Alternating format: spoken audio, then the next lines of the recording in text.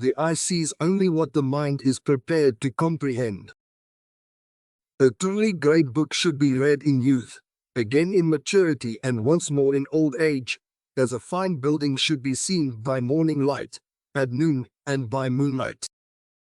Authors like cats, because they are such quiet, lovable, wise creatures, and cats like authors for the same reasons. Extraordinary people survive under the most terrible circumstances, and they become more extraordinary because of it. The women we really love are the women who complete us, who have the qualities we can borrow and so become something near to whole men. Just as we complete them, of course, it's not a one-way thing. Leila and I, when romance was stripped away, were too much alike. Our strengths and weaknesses were too nearly the same.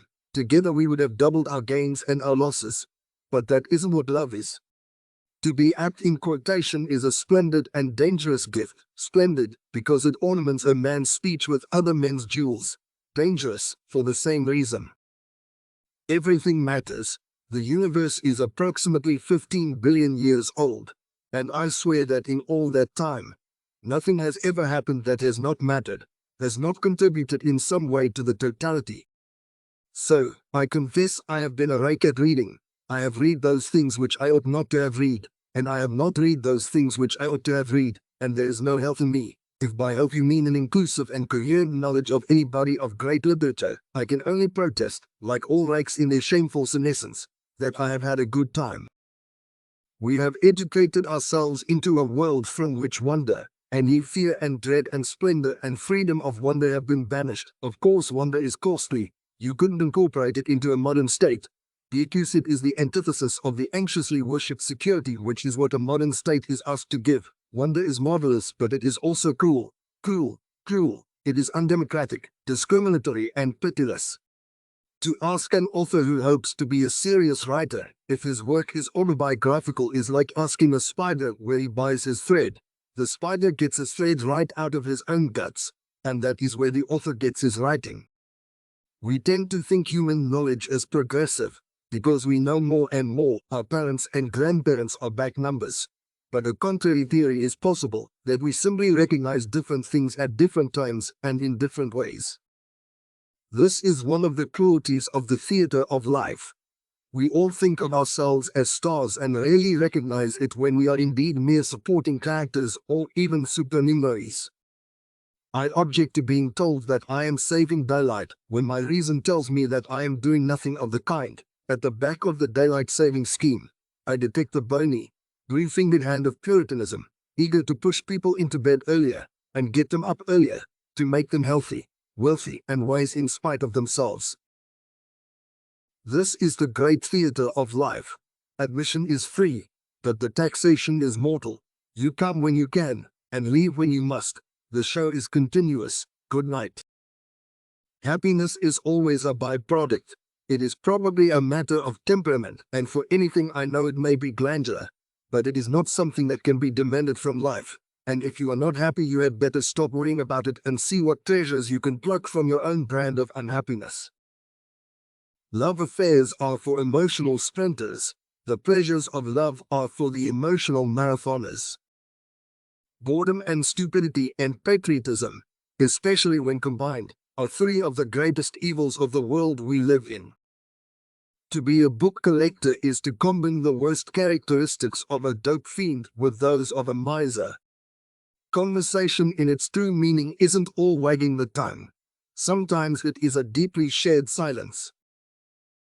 There is no nonsense so gross that society will not, at some time, make a doctrine of it and defend it with every weapon of communal stupidity. Yesterday's the past, tomorrow's the future, but today is a gift. That's why it's called the present. You can fool all the people some of the time, and some of the people all the time, but you cannot fool all the people all the time. All the world's a stage, and all the men and women merely players. They have their exits and their entrances, and one man in his time plays many parts, his acts being 7 ages. Students today are a pretty solemn lot.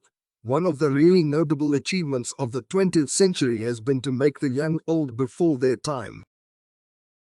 No people in the world can make you feel so small as the English.